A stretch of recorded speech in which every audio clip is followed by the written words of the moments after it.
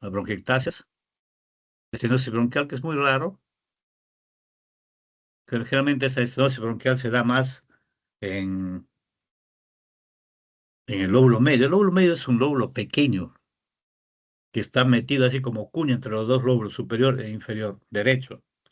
Pues ustedes recuerden que el izquierdo se mantiene dos lóbulos. Y su bronquio es delgado y un poquito largo, pero rodeado bastante de ganglios. Entonces, cuando hay un problema respiratorio, una infección respiratoria, muchas veces estos ganglios se hipertrofian. Y el bronquio está pues compuesto por las dos terceras partes, o sea, la parte anterior y lateral, por cartílago, y la parte posterior es un tejido blando.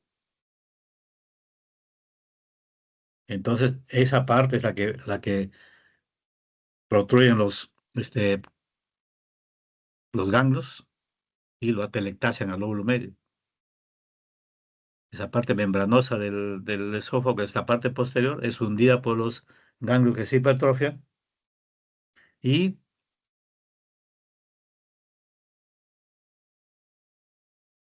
el pulmón se atelectasia, se hepatiza. Hepatiza, decimos, porque se pone duro como el hígado y con el mismo color del hígado, o sea, rojo vinoso. Y incluso se pone bronquio, se vuelve bronquiectásico y después se puede canalizar, pero ya el paciente ya perdió ese lóbulo. Y cuando uno abre tórax, encuentra pues el lóbulo superior rosadito, el lóbulo inferior rosadito y el lóbulo medio metido como una cuña de color rojo vinoso. Entonces hay que hacer ahí lobectomía media. Luego viene el misentoma, debe ser un tumor de hongos, creo que van a hacer clases eso mañana, creo, y ahí van a desarrollar ese tema. Luego como tratamiento también viene la tuberculosis activa, cuando sangra, y dentro de eso está la tuberculosis MDR o XDR. No se operan todos los casos, son solamente casos seleccionados. Vamos a ver más adelante cuando hagamos el tema.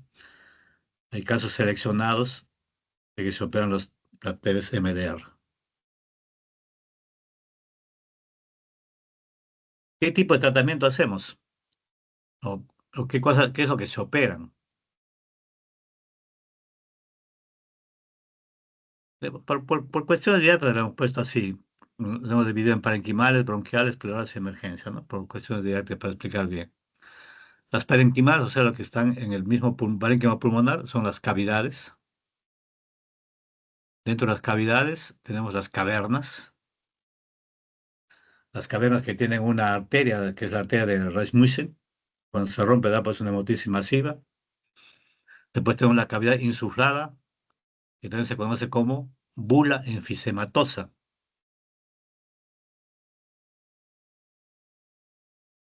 Luego tenemos una cavidad detergida o también conocida como epitelizada. Esta cavidad cuando cura la enfermedad es rápidamente epitelizada por el epitelio bronquial y esta, que hace la naturaleza, impide que esta cavidad se cierre y queda propicia para la colonización con bacterias o por hongos.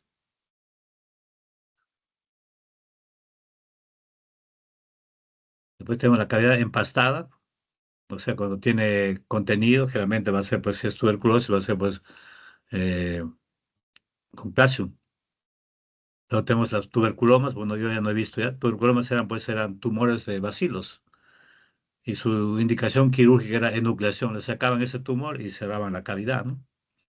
Y los nódulos sí se ve, unos que otros. Cuando ya los nódulos son abundantes en un lóbulo, se hace lobectomía porque estos nódulos contienen el bacilo. Y dentro de esto está la tuberculosis MDR. Luego tenemos las lesiones bronquiales, perdón. Dentro de las bronquiales tenemos las bronquiectasias, la estenosis bronquial y la fístula broncopleural.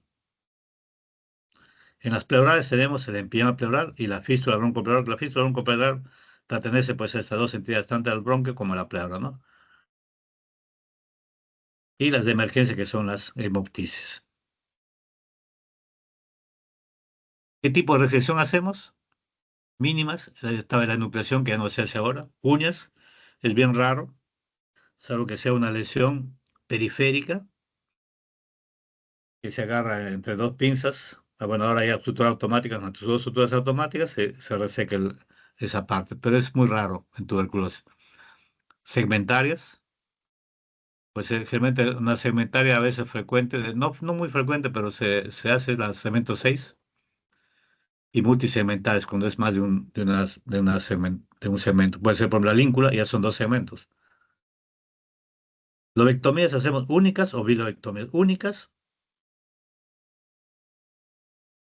se hace en el lóbulo, en el pulmón izquierdo, porque el pulmón izquierdo tiene dos lóbulos. Porque si hacemos ya bilobectomía en el izquierdo, estamos haciendo neumonectomía, porque tiene dos lóbulos. Bilobectomía solamente hacemos en el pulmón derecho. Y se puede hacer lobectomía superior más lobectomía media, o lobectomía inferior más lobectomía media. Como les indiqué al inicio de las clases, nunca se hace lobectomía superior e inferior y dejar al medio, porque el medio es como una cuña entre los dos, se cae, se luxa y se atelectasia y hay que entrar a operar de nuevo. De las neumonectomías intrapleural y extrapleural. Intrapleural, cuando hay la tuberculosis, generalmente el bacilo va más a la parte apical. ¿Por qué? Porque hay mayor oxigenación. Entonces se produce una inflamación de la pleura, la infección, y las dos pleuras se pegan y se forman adherencias. Cuando esas adherencias son de buen tamaño, pueden ser laxas o pueden ser fibrosas, se resecan, se clampan y ligan o se corta con el cauterio las adherencias y se libera la pleura visceral de la pleura parietal. Y una vez que hemos hecho eso, se hace la lobectomía. Pero muchas veces hay que hacer una resección extrapleural. O sea, estas adherencias que se forman arriba ya no son adherencias que se dejan resecar, sino están tan pegadas que uno no distingue la pleura visceral de la parietal. Entonces corta la parietal y se despega. Esa zona nomás, esa zona, o sea, parcialmente la pleura parietal para despegarlo del lóbulo que está pegado. ¿Por qué no hacemos esto todo? Porque es sangrante. Se despega del periósteo, se despega de los músculos intercostales y las adherencias tienen neovasos que se forman por la fibrosis. Se forman neovasos y esto sangra. Entonces, por eso no hacemos mucho eso. Antes a eso lo llamaban, extrapleural lo llamaban pleuroneumonectomía. Pero pleuroneumonectomía es un término muy amplio porque consistiría pues en sacar toda la pleura parietal. Y eso no se hace. Pues, ¿cómo está dividida la pleura parietal? La que está en la parte apical va a ser la pleura cervical. La que está en la parte interna por el mediastino va a ser la pleura mediastínica. La que está en la parte externa va a ser la pared costal, va a ser la pleura costal. Y otra pleura va a ser el diafragma, la pleura diafragmática. Pero nunca se saca todo eso, pues. Solamente se saca donde está muy pegado el pulmón. A eso se llama extrapleural. Pero radicales, bueno, eso cuando en cáncer generalmente se hace esto. Y con ligadura intrapericardia, cuando hay alguna complicación, muchas veces se ligan los vasos, a veces se zafa la ligadura y eso se retraen hacia el pericardio, entonces uno tiene que abrir pericardio y ligarlo, agarrarlo ahí para que no se desangre el paciente, ¿no? Generalmente muy poco se hace estos dos. Son técnicas antiguas que le he puesto acá, bueno, para una historia de tratamiento de la tuberculosis. Antes se hacía, pues, para tratamiento de la tuberculosis, se hacía neumotórax inducido. Se decía que el pulmón que estaba comprometido a la tuberculosis se colapse y no había oxígeno, pues, si el bacilo iba a morir, ¿no? Se hacía frénico-parálisis cuando había lesiones basales. A nivel del cuello se disecaba el plexo braquial, se identificaba el nervio frénico, se cortaba y el pulmón y el diafragma subía y aplastaba pues el lóbulo inferior. Neumoperitoneo se hacía cuando había lesiones basales bilaterales, que debían ser raras. Rompaje extrafacial, lo voy a explicar con una figura. Lo que se hace es esto, toracoplastía, pero ya solamente de esta toracoplastía se hace la secundaria o complementaria. Antes se hacía primaria, o sea, el paciente tenía tuberculosis y se le hacía toracoplastía. ¿En qué consiste la toracoplastía? ¿En qué consiste? Consiste solamente es para lesiones apicales. Se hacía apicolisis de la primera costilla, o sea, apicolisis quiere decir, en términos vulgares, se pelaba la primera costilla. Luego se sacaba la segunda, tercera, cuarta, y ya se veía en la placa dónde está la lesión, y de acuerdo a eso se sacaba el número de costillas, y esta pared que quedaba, ya estaba pelada la primera costilla, y lo que se sacaba las costillas quedaba sin sostén óseo, y esta pared caía sobre el parénquima pulmonar y lo colapsaba. Y ya pues, si había una caverna lo cerraba, si había una lesión lo aplastaba y iba a la curación el paciente, ¿no? Solo hacemos esto, que es secundario complementaria a una resección pulmonar previa. Cuando se hace una resección pulmonar previa, puede quedar una cavidad residual, una fístula broncopleural, entonces se hace la toracoplastía. ¿Para qué? Para sellar esa cavidad y tapar también la fístula. Pues solamente funciona esto en la parte apical, no funciona en la parte media ni en la parte basal. Y muchas veces cuando la cavidad es grande y la fístula es grande, también se puede, y solamente la indicación es toracoplastía, primaria o secundaria, se puede también hacer toracoplastía más mioplastía, o sea, se pone un músculo que tiene que tener su arteria, su vena, o sea, con todo su hilio, puede ser el dorsal ancho, puede ser el subescapular, se abre la cavidad, se pone el músculo anclado a la fístula y se aplasta encima con la pared torácica para que haya un buen sellado de la cavidad. Miren, este es el lóbulo superior y el lóbulo inferior, los dos son grandes, miren el medio. Por eso, por más sano que esté esto, si están comprometidos el superior y el inferior, hay que sacarlo todo el pulmón. Este es el cemento apical, el ápico superior del lóbulo inferior, los que nosotros lo conocemos como el cemento 6. Este es el lado izquierdo, ¿no? Dos lóbulos, el cemento 6 acá. Esto de acá viene todavía acá como una lengua, pues se llama língula, ¿no? Eso se reemplazaría al lóbulo medio del lado derecho. Es la cementación bronquial, que ustedes deben acordarse mejor que yo. Este es el neumoperitoneo, es un dibujo del doctor Julio Horacio Rueda Raya, que fue mi maestro y fue el primer jefe del curso de cirugía torácica de Villarreal. Acá ha dibujado él, pulmón acá y acá con el neumoperitoneo el diafragma subido, ¿no? Y este es el plombaje extrafacial.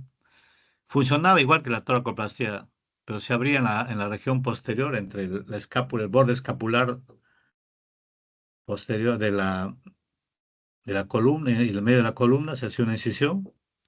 Abordamos el cuarto espacio, la cuarta costilla, se cortaba un fragmento de la cuarta costilla y a través de eso, debajo del periósteo, está la fascia endotorácica, que está acá en azul, y en morado está la pleura parietal. Entonces, a través de eso, con el dedo o con una torunda se comenzaba a bajar, ya sabíamos hasta qué sitio.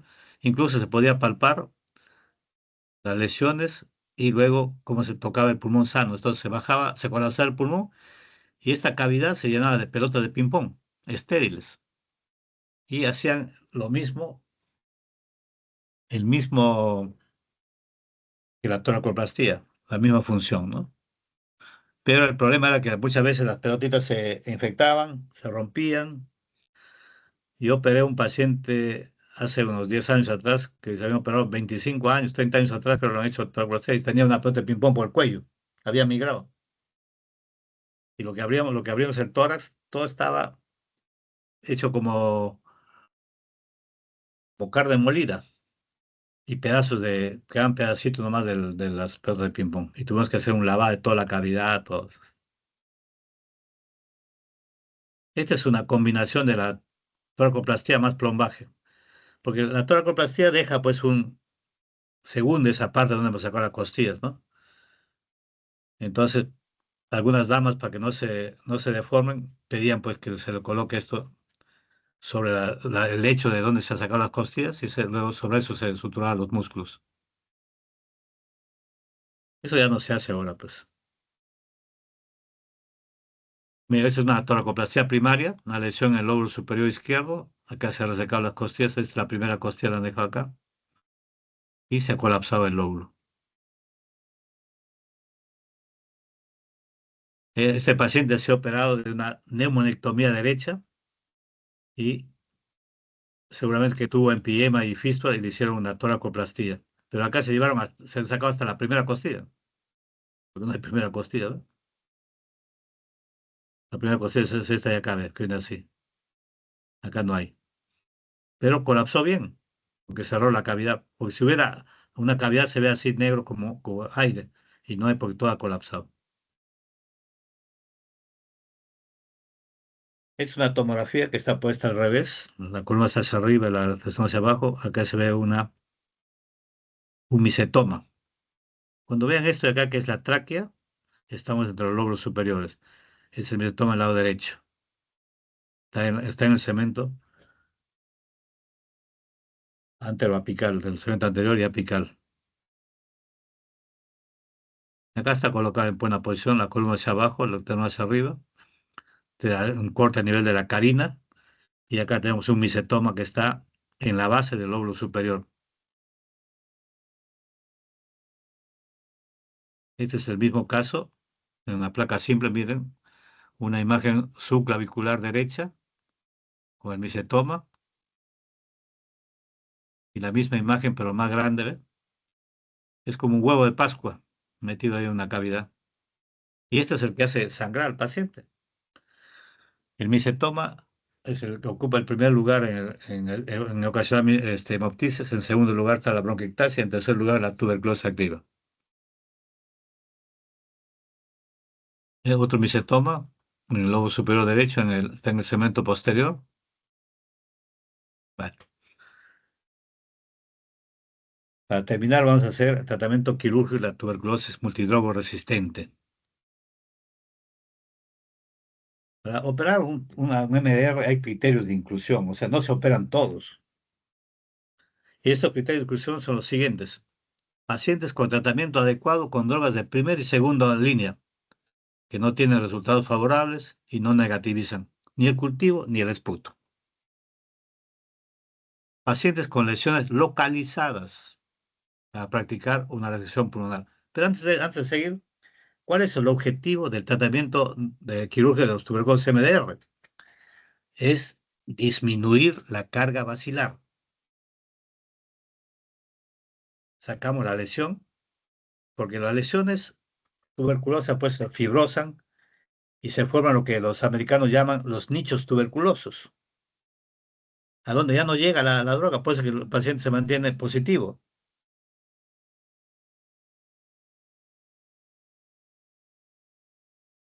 Un ratito, por favor.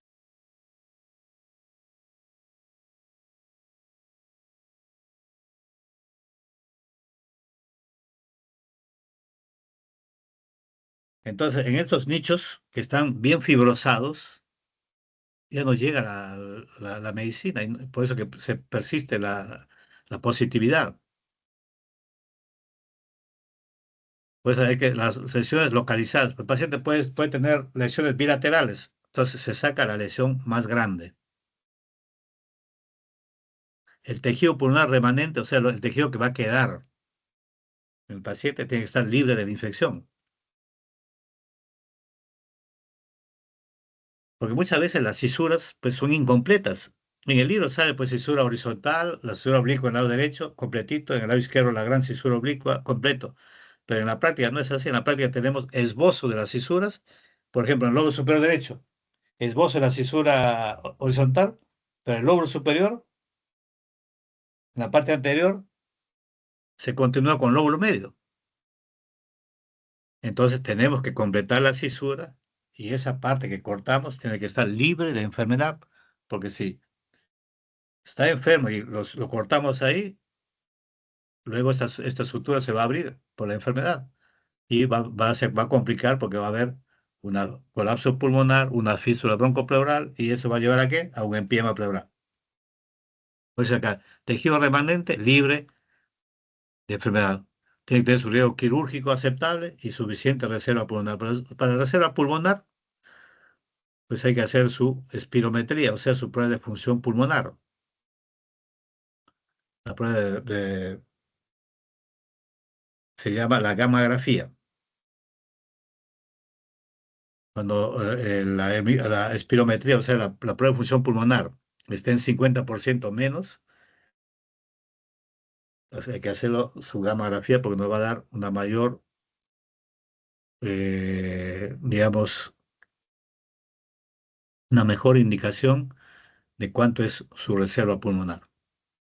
Otro criterio de inclusión va a ser pacientes que hayan recibido por lo menos 3 meses de tratamiento. Se dice que hay que darlo por lo menos 3 meses de tratamiento al paciente, con drogas pues, que estén de acuerdo a su sensibilidad ya establecida.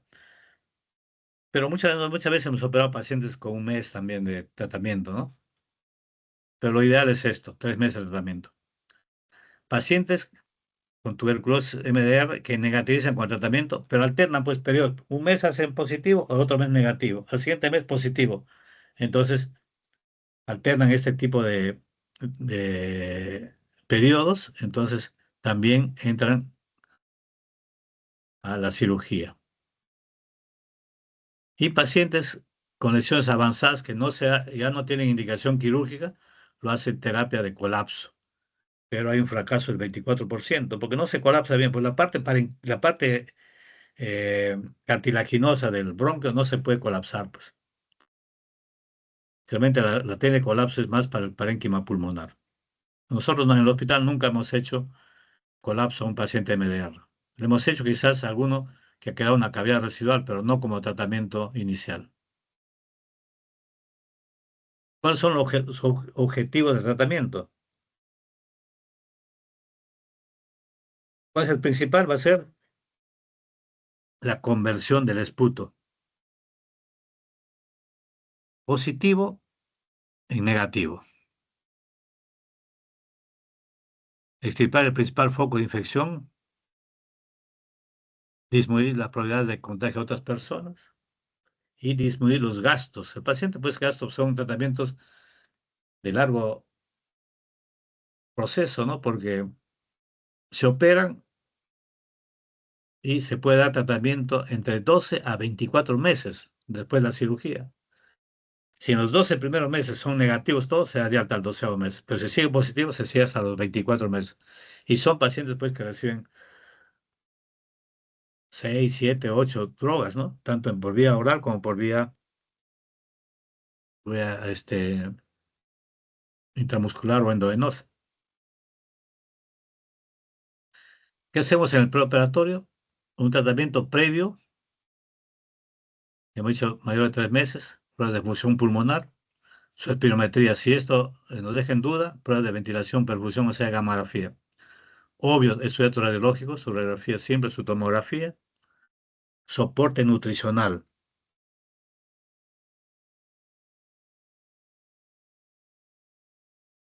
El soporte nutricional es muy importante, porque estos pacientes pues llegan desnutridos, deshidratados, hipoproteinémicos, hipoalbuminémicos. Entonces, un paciente hipoproteinémico con albúminas bajas, seguramente que no va a ser una complicación.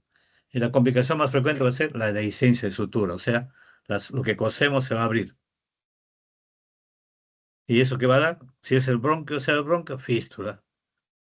Se puede abrir parénquima, fístula. Se puede abrir pared costal, infección, todas esas son.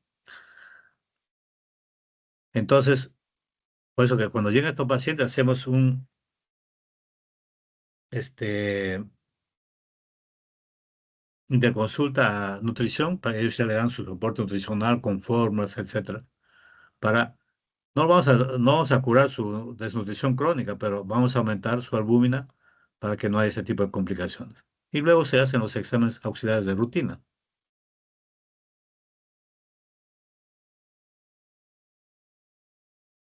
En el intraoperatorio se da profilaxis antibiótica como cualquier otro paciente.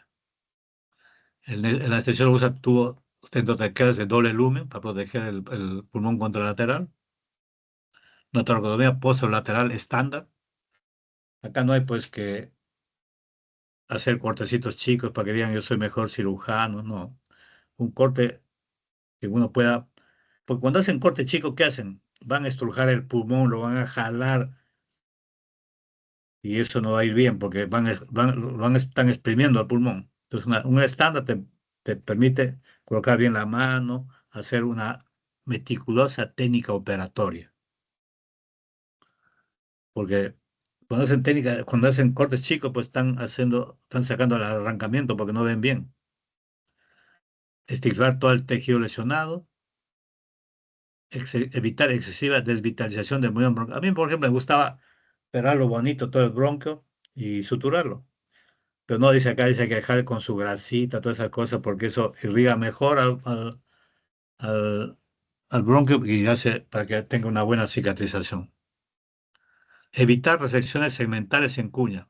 ¿Por qué? Porque la infección pues, no respeta el límite intersegmentario, ¿no? Y en cuña no estamos viendo pues cómo está, si está infectado o no la parte que vamos a clampar. No dice prohibido, sino evitar. Si uno ve bien la lesión, no hay problema. Se puede hacer. Esta es la sala donde antes operábamos, antes que tengamos nuestra sala que está especial. No se usan estas máscaras en MDRs, se usa la N95. Es el tubo de doble lumen, tiene acá un filtro para evitar que se contamine el corrugado, pero ahora ya nos dan hasta corrugado. Incluso nos dan corrugado hasta para los pacientes que no son tuberculosos, ¿no?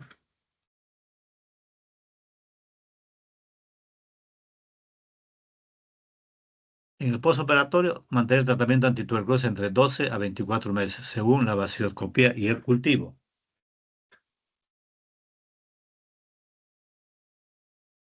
Es un paciente en una TBMDR localizado, miren, en el lóbulo superior derecho. Es una tomografía lineal. Antes había en el hospital un tomógrafo lineal. Tomaba al paciente echado, solamente tomaba de atrás hacia adelante nomás. O sea, no había la parte axial. Pero acá se ve pues la cavidad, un poco de bronquiectasia y la fibrosis, ¿no? Esa es la tomografía axial. Acá se ve el mismo paciente. Las lesiones fibrosas, la cavidad es una bronquiectasia acá. Y su localización en el lóbulo superior, en el segmento posterior. Esta es la pieza anatómica, acá está la cavidad. Esa es la placa postoperatoria con la secuela de que el diafragma ha subido más y hay obturación del ángulo costo-diafragmático, pero ya la lesión ya no hay. Es otro paciente con una lesión en el lóbulo superior izquierdo. Mire, acá esta es la gran cisura oblicua que está pegada y esta es la lesión. Es una adherencia, ¿veo? Esa adherencia laxa, pero acá fibrosada. Falta todavía cortar esto.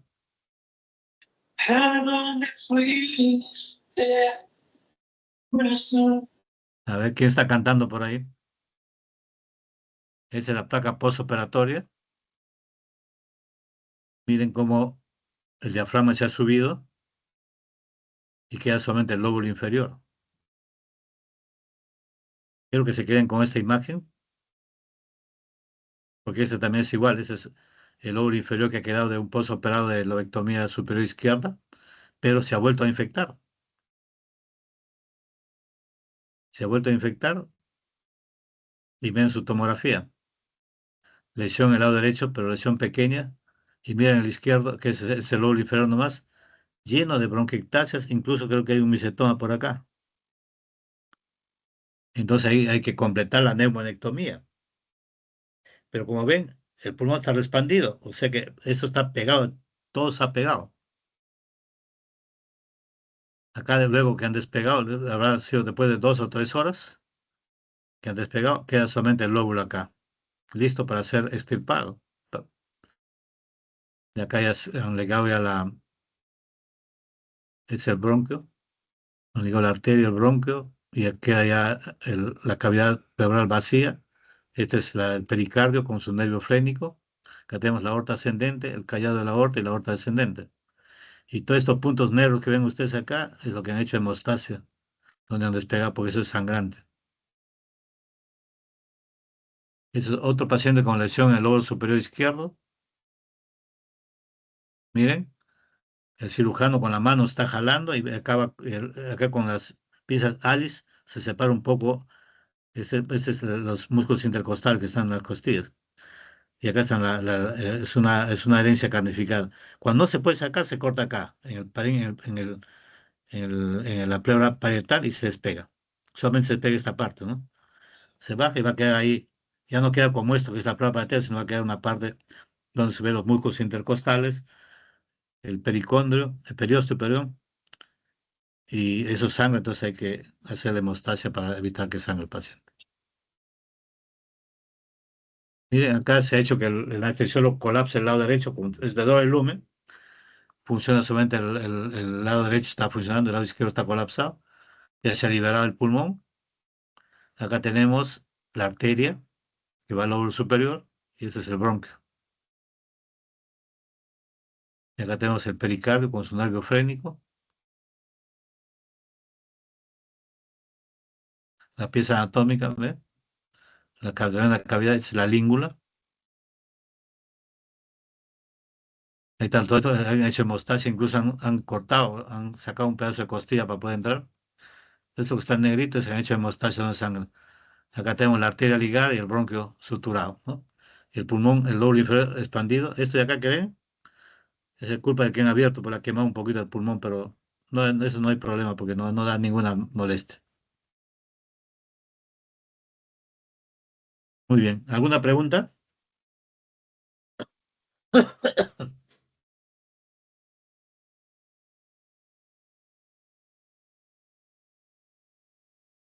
¿Una pregunta, jóvenes? No, doctor, gracias. Bueno, entonces No, doctor. ya, entonces mañana con el grupo que nos toca a las 8 de la mañana en el pabellón, ¿ah? Está bien, doctor, Gracias. gracias. Ya. Buenas Bien. noches. Buenas noches, doctor. Buenas Buenas noches, noches. doctor. Buenas Gracias. noches. Gracias. Hasta mañana. Buenas noches.